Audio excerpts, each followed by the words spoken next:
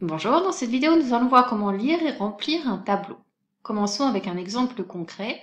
On a mené une enquête dans un collège auprès de tous les élèves de 6e pour connaître leurs personnages favoris parmi les personnages fantastiques de la mythologie grecque.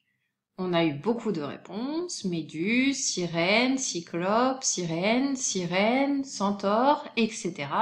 Et finalement, on a eu tellement de réponses que la liste en est devenue complètement illisible. Pour présenter toutes ces réponses de façon claire, on a compté le nombre de réponses pour chaque personnage et on a regroupé les autres réponses. Les autres réponses, ça peut être soit des personnes qui ont répondu à côté, un personnage qui n'est pas un personnage de la mythologie grecque, soit des personnes qui ont répondu qu'elles ne savaient pas répondre. Et voici le tableau qu'on a construit de cette façon. Si je regarde la ligne Minotaure, le nombre qui se trouve en face de Minotaure correspond au nombre de personnes qui ont répondu Minotaure. C'est ce qu'on appelle l'effectif de la réponse Minotaure. Et si on parle d'effectif total, c'est la somme de tous les effectifs. La somme de l'effectif de la réponse Méduse, de la réponse Sirène, etc. Si j'additionne tous mes effectifs, je trouve 221. Ça correspond au nombre de personnes qui ont répondu à mon enquête. Et dans ce cas précis, c'est le nombre d'élèves de 6e du collège. Voici un deuxième exemple. Dans un autre collège, on a noté dans un tableau la répartition des élèves demi-pensionnaires et externes. C'est ce qu'on appelle un tableau à double entrée, puisqu'on retrouve sur une ligne le niveau des élèves, 6e, 5e, 4e ou 3e, et en colonne leur régime, demi-pensionnaire ou externe.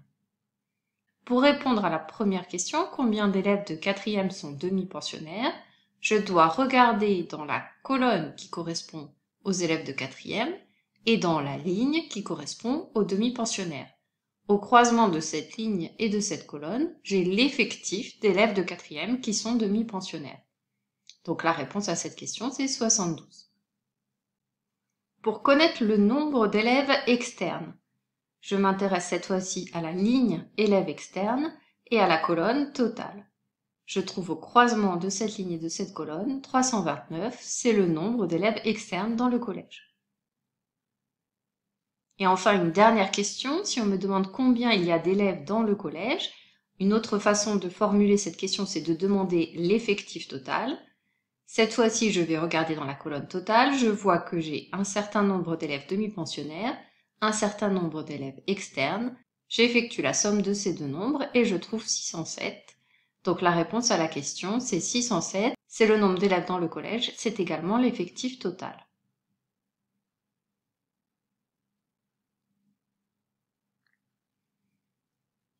Maintenant qu'on sait lire un tableau à double entrée, on va apprendre à le construire.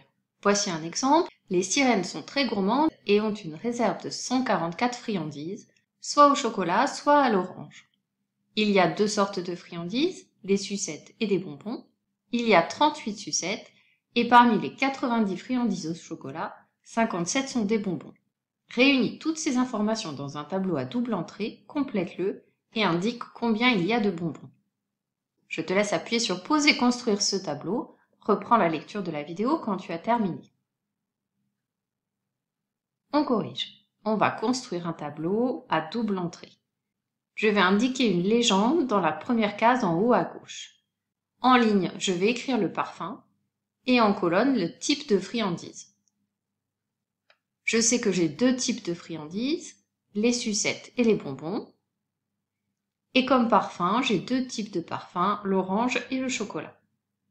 J'ai ajouté une colonne totale qui va me permettre de remplir entièrement ce tableau. Pour commencer à remplir les données numériques, je vais bien lire le texte. On me dit qu'il y a en tout 144 friandises. Je vais donc écrire 144 au croisement de la ligne friandises et de la colonne totale.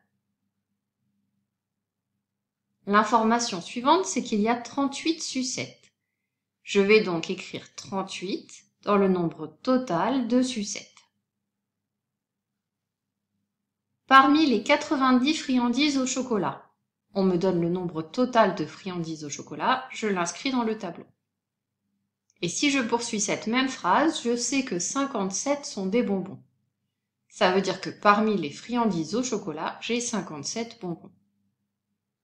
J'ai terminé d'utiliser toutes les informations du texte. Je vais maintenant faire des calculs pour compléter entièrement ce tableau. Commençons par remplir le nombre total de bonbons. Je connais le nombre total de friandises, 144, le nombre total de sucettes, 38. Comme il n'y a que des sucettes et des bonbons, le nombre total de bonbons, c'est 144 moins 38, c'est-à-dire 106. Je remplis maintenant le nombre de sucettes au chocolat. Je vais utiliser la colonne, qui est pratiquement remplie. J'ai 90 friandises au chocolat.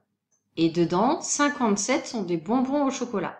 Pour trouver le nombre de sucettes au chocolat, j'effectue 90 moins 57, ça me donne 33 sucettes au chocolat.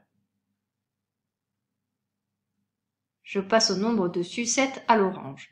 Cette fois-ci, je vais utiliser la ligne. Dans la ligne sucette, je sais que j'ai en tout 38 sucettes, dont 33 au chocolat. Le nombre de sucettes à l'orange, c'est donc 38 moins 33, 5. Remplissons maintenant le nombre de bonbons à l'orange. J'utilise la ligne bonbons. J'ai 106 bonbons en tout, dont 57 au chocolat. J'en ai donc 106 moins 57, c'est-à-dire 49 à l'orange. Et pour remplir cette dernière case, je peux soit utiliser la colonne orange et faire la somme de 5 et de 49, soit utiliser la ligne friandise et soustraire 90 à 144. Dans les deux cas, je retrouve 54, c'est le nombre de friandises à l'orange.